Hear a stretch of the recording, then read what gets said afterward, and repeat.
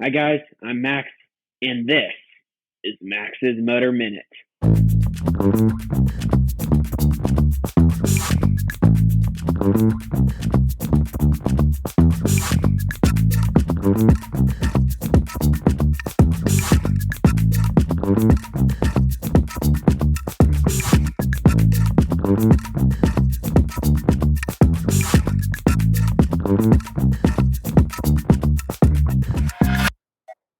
What's your favorite show in the whole world? Top Gear. That's right. Hi guys, I'm Max, and this is Max's Motor Minute. Today, with me and Uncle D, we have Andy Harris joining us. Let's get into it. Good to meet you. Good to meet you as well. So just to let you know, Max, Andy and I worked together on a project, a shell project, and we took a couple of teams cross country from Malibu to New York. But Andy also worked on Top Gear UK for 18 years that I found out. And he's got some amazing stories from that as well. One that he showed me a photo of. I should just show you a picture of it because it was.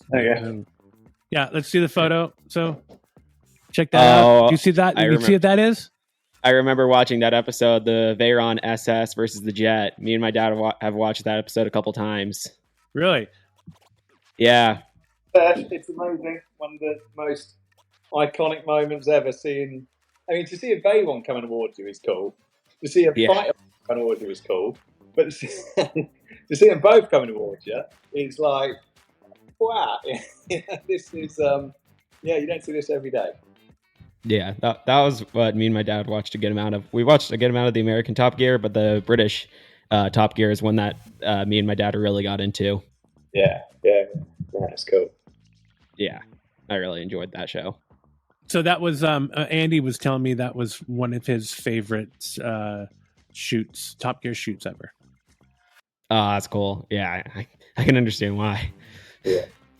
There's like, every time I go back on YouTube and watch it every now and again, and it's just like, this is pretty. There's that one bit where the jet gets to the mile marker, turns around, banks, and comes back down again.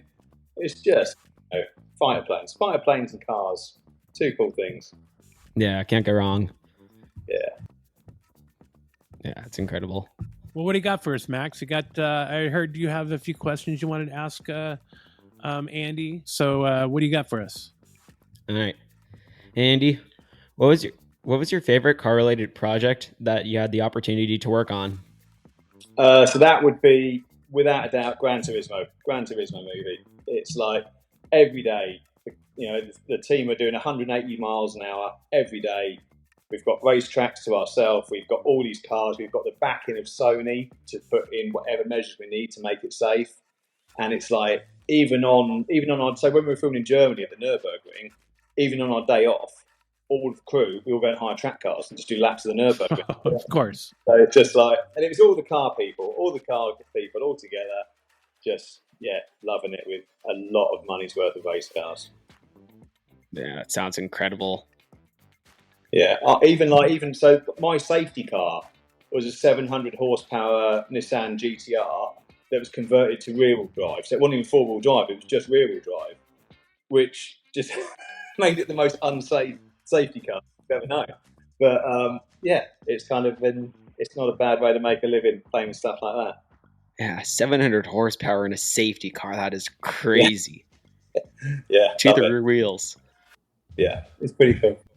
Word on the street is you'd better check out Max's Motor Minute. And not just because I'm Max's Nana. So, what was your favorite car you worked with or did stuff on film? Oh, that's a good question. I think we've been quite lucky over the years to work with like some amazing cars and amazing stuff. We did Rush, the original Rush, the F1 movie Rush. What? Years ago. Yeah, you did? Yeah. What?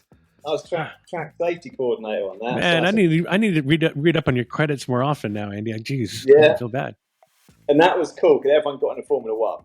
But there was one day, and the cars we had obviously weren't the real ones because they're priceless sort of thing. So a lot of people bought cars in. But there was one day where James Hunt's original MP4 car, F1 car, was on set, his car, and that was quite cool because of what it is. It's he obviously can't be there because he's no longer with us, but his car being there for the day was like, okay, this is pretty cool. This is James Hunt's original F1 car being there, which is kind of priceless as well. So something like that is a pretty special day when something like that turns up on set and everyone's queuing for photographs with it. And it was almost like a celebrity. Like the car was like a person. The car was the embodiment of James Hunt being there.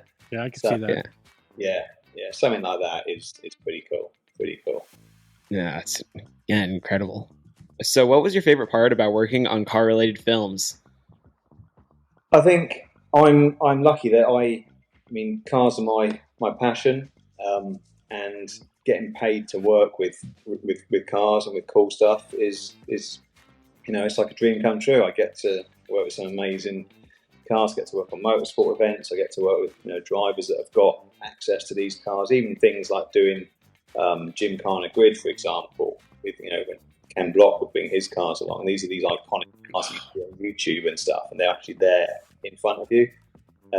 It's all pretty cool, but it's just where I'm lucky that I've just focused on doing safety for automotive projects, so I get to work with the people I look up to often, but also the cars which I love working with. I have a follow-up question, Max, if you don't mind. How did you find your way into this? I think it's just really through doing like the volunteer rallies and stuff. I went from the fire brigade in the UK and just doing like volunteering for rallies and smaller race events in the UK, and then from that it just grew and grew. And then I met a stunt coordinator in the UK called Jim Dowdall, who's a legendary stunt coordinator.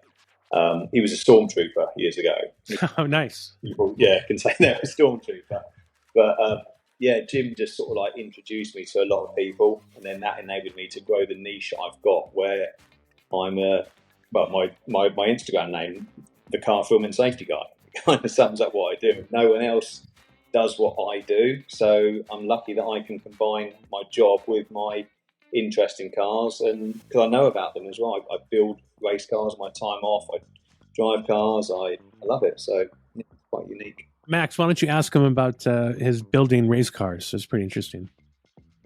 Yeah, what did you do with that? Because I don't know much about that stuff. So yeah, so when I used to compete in tarmac rally, and I used to build my own tarmac rally cars, and then more recently, one of my kids is 16 now.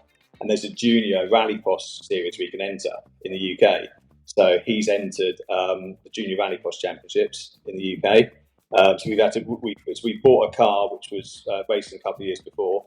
We bought that. We spent all Christmas last year rebuilding it, and now he's done 4 rounds of the championship this year. So it's quite cool being, and I'd love to do it. I want to do it. That's the thing. But yeah, I can understand why.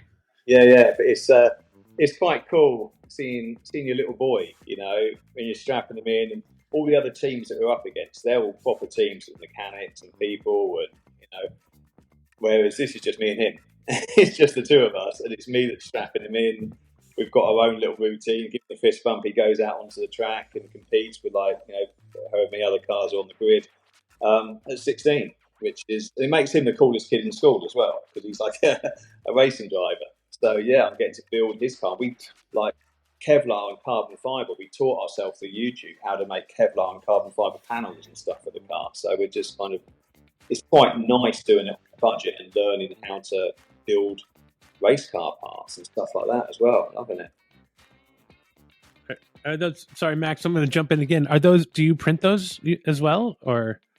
Nah, so what we want to start doing is the vac forming. Make the molds and do the vac forming. At the moment, we're doing the carbon layering, so we will get a thinner body panel and then the carbon or Kevlar layering over the top, or we'll fibre it, and then the final the strengthening bits, double reinforcing Kevlar.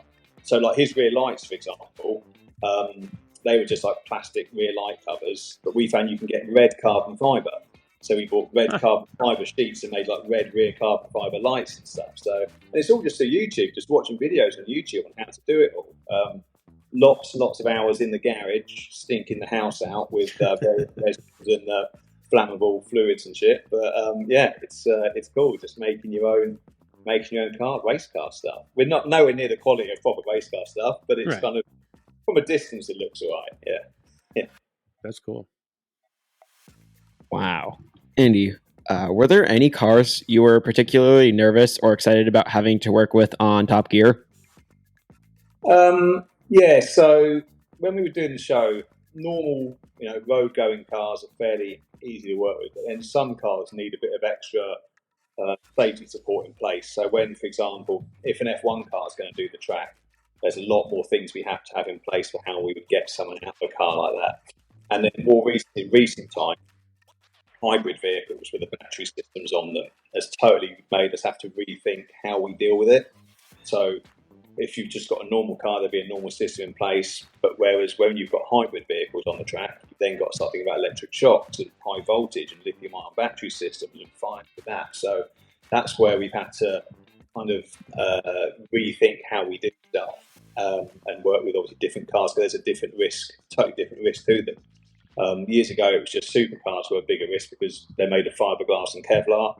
If there's a fire in them, you generally can't get to where the fire is. A lot of them don't even have a bonnet you can lift up. The engine is like hidden within the back sort of thing. So we have to think of ways if there was an incident, we could have to deal with those. But now there's this other risk, which is obviously lithium-ion batteries, which the world is now becoming aware of, and it's making things a little bit more planning in place. Another question based on that, now that you're having to deal with like electric cars with this stuff, is it harder to work with these electric cars than the regular gas powered, or easier?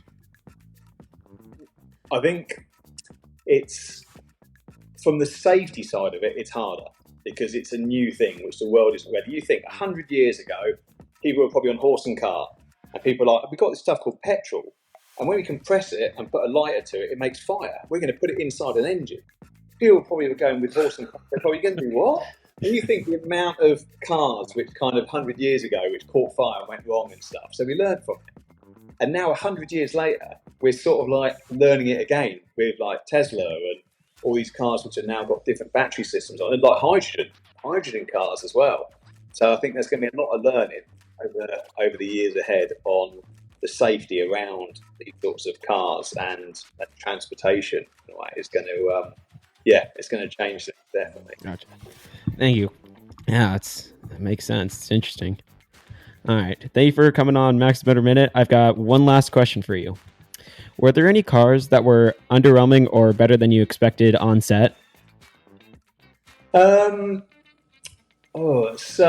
there's one car. I don't know if you've seen Mission Impossible 7, I think it is, when there's a chase through Italy and it's like a little yellow Fiat 500. Have you seen that?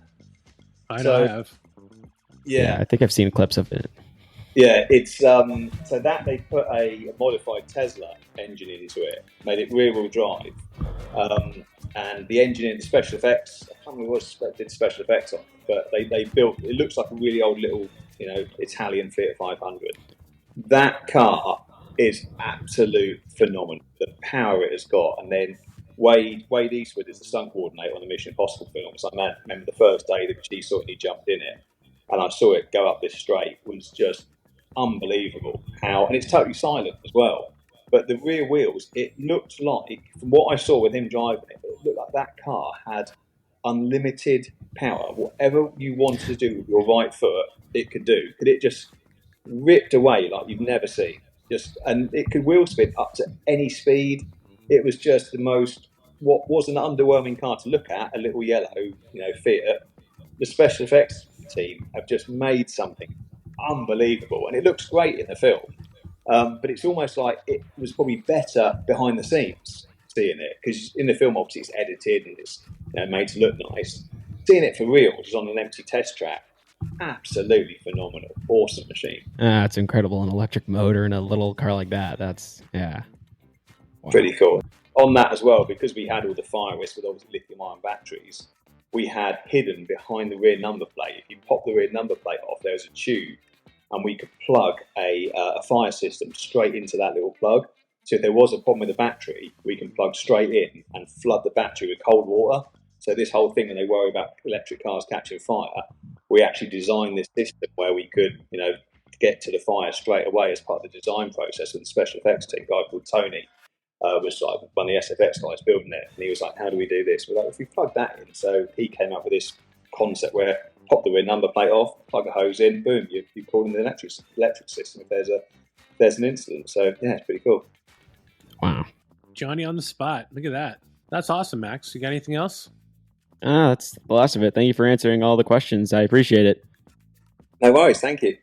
Right on. Well, hey, thanks for coming on Max's Motor Minute, Andy, and coming on everything. We really appreciate your time. And don't forget to tune in for the next episode of Max's Motor Minute on where, Max? On the Go for Donny YouTube channel. That's right. High five. Thanks, Andy. Love it. All right. Later, guys.